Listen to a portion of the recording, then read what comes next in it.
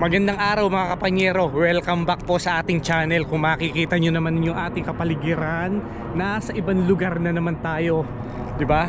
Ito, nandito tayo ngayon sa San Diego, California. Ito yung susunod nating adventure. Ito, hindi namin akalain na makakarating kami rito kasi mga biglaang side bet na naman tong lugar na to. Kung makikita nyo yung lugar natin, no? Bulubundukin, di ba? Ayan, no? Kaya medyo malamig rito. So, ang lamig dito mga kapanyero, parang style Baguio, na yung lamig ng Baguio sa gabi. Ganun ang klima rito. Pero ang ganda ng klima kasi hindi siya ganong mainit, hindi naman kayang-kaya yung lamig dahil alam naman natin naggaling tayo sa Canada, di ba? So sanay tayo sa lamig. Kaya nakita niyo naman ang outfit ko ngayon, naka-jogging pants lang, naglalakad-lakad lang tayo sa lugar nila. Bali ito mga kapanyero, sinundo lang kami kagabi. So hindi na ako nakapag-video. Yun nga, sinundo kami kagabi, kadarating lang namin. Time check tayo ngayon, 8 o'clock pa lang ng umaga. Kaya nga nagmamadali ako, parang excited akong lumabas ngayon kasi marami tayong pupuntahang adventure ngayon sa lugar na to. Hindi lang yun, may sinasabi sila na makakarating din tayo ng Las Vegas nga pala. Yan, pupuntahan din natin yung Las Vegas. Naka-schedule din kami sa mga susunod na araw. Pero syempre, dito muna tayo mag-explore. Dito muna tayo mamamasyal sa San Diego. Napakasaya ng trip namin na to kasi ang dami nating mararating. Hindi ko ine-expect yung mga ganitong pero yan, nakarating pa tayo ng San Diego, makakarating pa tayo ng Las Vegas. Tuloy-tuloy ang adventure natin. Kaya stay tuned lang tayo mga kapanyero. Marami tayong pupuntahan, marami akong ma-share sa inyong mga lugar. Dito tayo titira ng ilang araw. Tapos pagkatapos natin dito, magbabiyahe tayo ng Las Vegas. Naka-schedule na tayo sa Las Vegas ng 3 days and 2 nights. So nakakuha na sila ng Airbnb, nakabook na, confirm na. Kaya nga excited kami lahat na makarating ng Las Vegas. Noon mga kapanyero, nag-try din kami na magro-road trip sana, maglo-long drive sa Las Vegas, pero hindi kami natuloy nung mga time ng bago mag-pandemic.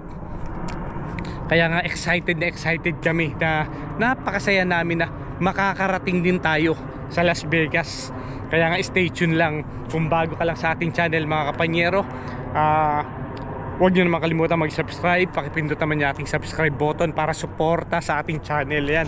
Maraming salamat din kay Mr. Darwin and Hurley Agonay na magtuturo sa atin sa lugar na to. Kaya nga isi-share ko sa inyo lahat ng pupuntahan natin ngayong bakasyon namin, di ba? Nakita nyo naman ang kasarapan kasi nakatakas kami sa lamig ng Alberta ng Canada. Kaya nga maraming mga permanent residents, maraming mga Canadian citizen talaga ang umaalis sa Alberta sa mga buwan na ganito. Dahil nga ngayon yung kasagsagan, ngayon yung bagsakan ng yelo talaga sa Alberta. Kaya nakita nyo naman ang init ng sikat ng araw. Hindi naman ganun kainitan, pero hindi rin naman ganun kalamigan. Kaya nga sinasabi nila na ito yung napakarami raw na Pilipino rito.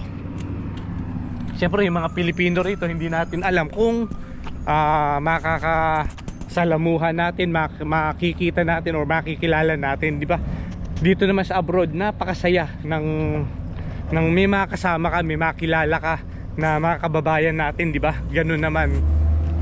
Kung makikita nyo doon mga kapanyero, bulubundukin, di ba? Napakataas yung lugar na to kaya malamig. Pero dito naman daw, kapag ka naman summer, sobrang init.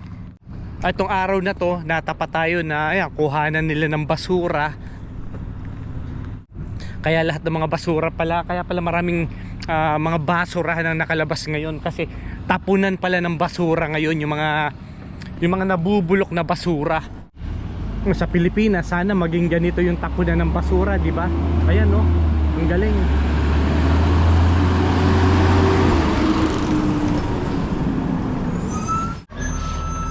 Ayan, galing ng pagtatapon nila ng basura. Ayan share ko sa inyo.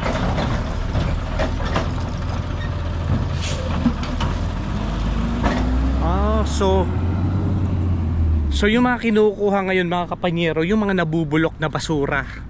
Yan, na-share ko lang sa inyo kung paano yung talagang pagkuha nila ng mga basura dito, di ba? Hindi tulad sa atin, may tao na kumukuha tas ihahagi sa truck. Dito hindi. Kumbaga wala siyang kasama, nag-iisa lang yung driver, kukunin ng truck, di ba? Ganun lang. Kaya nga ngayon lumabas ako para excite lang talaga ako dito sa lugar na to, dahil nga narating na naman natin, kakaibang paningin na naman sa akin na nandito tayo. Syempre i-share ko rin sa inyo kung nasaan na ba tayo, kasi biglang bigla nasa LA lang kami, di ba? Tapos bigla na naman kaming mapupunta rito sa San Diego, kaya nga nag video ako rito kung nasaan tayo ngayon, di ba? Ayan, binuksan natin ngayon yung pintuan natin dito sa titirahan natin, di ba? Kaya nga share lang tayo kung ano na yung mga kaganapan dito sa amin, di ba? Pero iniisip ko pa rin ang Canada, iniisip pa rin namin yung Alberta, kung ano yung sitwasyon doon. Naka-monitor pa rin kami ron, pero bagsakan ng snow ngayon doon. Kasi hindi namin kasama yung anak namin, dalawa lang kaming nag-travel. Dahil nga alam niyo naman na may sarili ng mundo, medyo malaki na at naiiwanan na, pwede nang iwanan yung anak namin doon, di ba? So ayun nga, hindi natin alam kung ano ba ang gusto noon. Hindi ko naman alam kung baka naglo-long drive na yun doon, kasi iniwan natin yung truck sa kanya, nandoon nadadrive na niya yun. So hinayaan natin na kung ano yung gusto niya, di ba? Kaya nga kami rito nag-decide na bumiyahe pa rin dito sa LA, pero ngayon nasa San Diego na tayo. Di syempre maganda rin na makarating tayo sa mga ibang lugar, di ba? Para ma-compare din natin yung Alberta, yung Edmonton dito sa mga lugar na napupuntahan natin. Malay natin, di ba, kung may pagkakataon na kung makalipat tayo rito, mas maganda rito kasi may mga kapamilya tayo rito, may mga kapuso tayo rito na pinupuntahan, na kung may pagkakataon na makalipat dito, may mas magandang opportunity. Bakit hindi, di ba? Ganon din naman yung mga reason kung bakit kami nagta-travel. Tinitingnan din namin yung mga ibang lugar na pwede nating lipatan. Hirap din kasi sa Edmonton yung talagang snow, masyado makapalang snow doon, di ba? Napakalamig talaga, na habang tumatanda ka hindi mo namamalayan na talagang sumasakit yung katawan mo sa sa snow doon. Tinitingnan din talaga namin kung may opportunity ba kami na makalipat, makapunta sa ganitong lugar, sa ganitong klima na kahit anong oras pwede kang naka t-shirt lang, naka sweatshirt lang. Hindi tulad ng Edmonton, Alberta, talagang dating ng winter, napakalamig talaga, di ba? Isa sa pinaka-importante titingnan natin yung trabaho, na kung makakakuha ka ng ganong klaseng trabaho, ganong klaseng swelduhan, na hindi naman ganon din kasi kadali, di ba? Yung paglipat, yun nga, nasabi ko sa mga ibang video natin na yung adjustment talaga, yun yung pinaka mahirap, yung magsisimula ka uli sa zero. I-share ko lang sa inyo itong kapamilya natin na to, 15 taon na sila dito sa lugar na to. Ayan, kung makikita nyo yung bahay nila, at least nagmo-mortgage na to, di ba? Hindi tulad ng mga iba na nangungupahan pa lang din. Ang hirap din kasi pagka nangungupahan. Maikukumpara din natin to sa Canada na mas malaki pa ang rent ng bahay kaysa sa mortgage. Yung nauna kong mga video noon tungkol sa townhouse, tungkol sa single house, na maikukumpara natin, talagang maikukumpara natin yung townhouse sa single house, sa mortgage, saka sa rent, sa pagre-rent. Talagang napakalaki ng diferensya ng pagre-rent kaysa sa pagmo-mortgage. Mas mura pa ang mortgage kaysa sa rent. Yung townhouse natin na tinitiran sa Alberta, halos nung nag-rent kami ng nag-rent kami ng 3 buwan, nagre-rent kami ng 1,100, di ba? 1,100 ang rent namin sa apartment namin noon. Tapos nung nag-mortgage kami, ang mortgage lang namin is 868. Yun yung record na nakita ko nung bago umalis kami, kasi nga tinignan ko rin yung record namin noon para nga ma-share uli sa inyo, mabanggit ko sa itong mga video na to kung paano yung rentahan sa Edmonton, Alberta. Yan din, maikumpara ko yung rentahan, mortgage dito sa San Diego, California, di ba? Kaya nga ganun din ang sistema, pero napakaganda pa rin na makauna ka sa 15 taon nila rito. Syempre yung pagtaas ng value ng bahay na to, pagkakaipon nila ng equity, napakalaki na. Sigurado kasi napakaganda ng location nila. Tapos yung bahay nito mga kapanyero, yung likod nito Mexico na. Nandyan na yung border ng Mexico. Ngayon mga kapanyero, yung isa sa mga pupuntahan natin habang nag-i-stay tayo rito, papasyal tayo ng Mexico. Nga pala, pupunta tayo sa pinaka-border ng Mexico. Titignan natin kung ano yung mga style naman sa border ng Mexico. Kaya ngayon na-excite ako mga kapanyero na makarating din ng Mexico, na hindi ko rin inaasahan na makakatungtong ba tayo. Depende raw yun. So titignan natin mga kapanyero kung ano yung sitwasyon sa border, kung makakalipat ba tayo, makakapunta ba tayo sa kabila, kung makakatungtong tayo sa property o sa Mexico. Titignan, hindi ako sigurado pa. So ayan mga kapanyero, tinitingnan ko rin yung garden nila, oh, ang ganda, di ba? Talaga yung pathway nila. Ayan, oh. Parang maganda rin to ilagay sa farm natin eh, no? Na i-share ko lang sa inyo yung ganitong style, ganitong pathway, di ba? Ayan, oh. Dahil may makukuha rin tayong ganito sa Canada, di ba? Yung nag-iisang puno nila na yan, no? Ang galing, ang ganda rin, di ba? Nasa, ayan, oh. Napakalaki pa pala ng likuran nila, oh. Ito, kung makikita nyo yung mga kabahayan na yan sa bulubundukin, Mexico na raw yan, yung area na yan. Pakita ko sa inyo mga kapanyero. Tapos ang kagandahan dito, ito, meron silang ano to, lemon na tanim. Ang daming bunga, oh. Vitamin C na naman, di ba? Libreng-libre dito, mga taga rito libre sa vitamin C.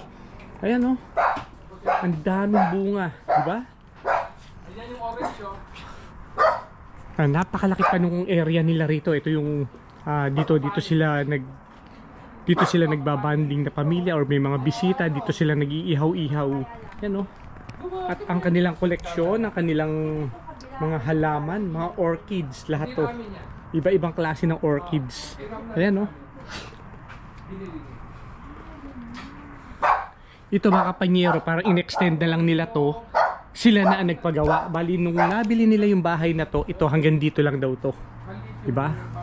Tapos ito yung in-extend nila. Gumawa sila rito ng pahingahan. Ito may table, may ihawan doon, may sink doon, may parang extension ng kitchen nila. Yan yung area na to. Ayan, oh. Ganda. Diba? Ang importante mga kapanyero, itong vitamin C nila na nakatanim sa gitna ng area na to. Ang dami talaga dito, ako na-amaze eh. Dito sa mga halaman dito na nabubuhay. Dito mga kapanyero, ito raw dragon fruit nga pala. Punta tayo doon sa area na yun ng mga orange. Yan, ang laki nito ha. Ang ganda pa, ang laki pa talaga. Sa baba, puro 55 and up na population lang yan. Ito? Oo. Parang elderly home yan. Itong mga yero na ito yung pinakaibaba. Oo, lahat ng mga bahay na yan, 55 and up ang population yan. So senior homes, ganon? Yeah, yung area na yan. Ayaw na nila ng malaking bahay. Oo. Tirahan na lang, konting garden, that's it. Yun na, dito na sila. Bibilihin mo lang dyan yung rights ng lupa. Kung mag-rent ka, parang ganun yata. Di ba? Ang ganda rin dito. Ang importante rito kasi yung klima, yung mga nabubuhay na halaman dito. Dito ako na-amaze eh. Tulad dito, beans, di ba? Kalamansi, meron din silang kalamansi. Ayan o, laki o. May mga maliliit pang bunga. Pero ang pinakamaganda rito, ito. Yung orange nila rito. Ayan o. Napakamahal nito sa Canada. Kung itong ganito mga orange, ito yung mga binibili ko na per pound sa labanan nito. Ito, Nakita nyo naman, no? At ang kagandahan pa rito mga kapanyero, meron silang dragon fruits na tanim. Ayan, no? Na pagka summer daw, ito namumunga na to. Yan, no? Mga dragon fruits. Pero nakakapagtaka rito mga kapanyero, yung dragon fruits na to, nakatanim lang to sa balde. Kung makikita nyo, ayan, no? So hindi siya hindi siya nakabaon sa lupa. Parang meron siyang specific na lupang ginamit para mabuhay. Kung makikita nyo, ayan, no? Individual na, ano lang to, balde lang to ng pintura. Ito ang ginamit nila. Ito yung mga bagong tanim nila, mga bagong seedling nila na dragon fruits. Ayan, no? Yung maliliit pa. Pero itong malalaki na to, gumawa sila ng ano rito, to yung pinakakahoy na hawakan para hindi matumba, para dire-diretso yung pagtaas niya. Tapos marami ng bunga pag summer. Galing, di ba? Ito rin yung mga dahilan kung bakit nga, di ba, nasabi ko rin naman, ito yung mga dahilan na kung bakit marami nagkakagusto rito na mga Pilipino, na kahit mga Canadian na mga kababayan natin doon, gustong maglipatan sa ganitong klaseng lugar, sa ganitong klaseng klima, dahil nga para makapagtanim ng mga ganito, di ba? Kuha tayo mga kapanyero, ayan, no? Yan, fresh na fresh, di ba? Orange. Tikman natin. Matamis. Hindi siya ganun kaasiman na yung ibang nabibili ko rito sa Asian food sa Alberta, maaasim din, nakakatsamba ako maasim. Mayroon din naman na nabibili ko sobrang tamis. Pero ito mga kapanyero, kaayusan to, yung nag-aagaw yung tamis niya saka asim. To. Kakain pa tayo. Kaganda, wala itong pesticide, wala itong pesticide, di ba? Wala itong ini-spray, talagang natural na vitamin C. Yun ang kagandahan rito.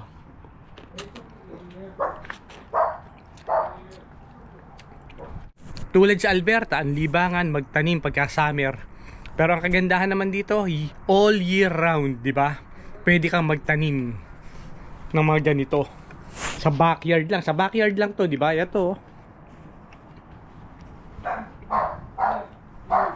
Kaya nga na-share ko lang sa inyo mga kapanyero yun yan, ikukumpara natin yung sitwasyon natin sa Edmonton tsaka yung sitwasyon dito sa San Diego, California.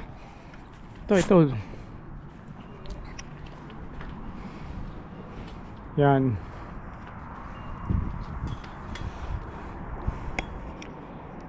Kung makikita nyo yung bubong na yan mga kapanyero, yung nasa ibaba, di ba?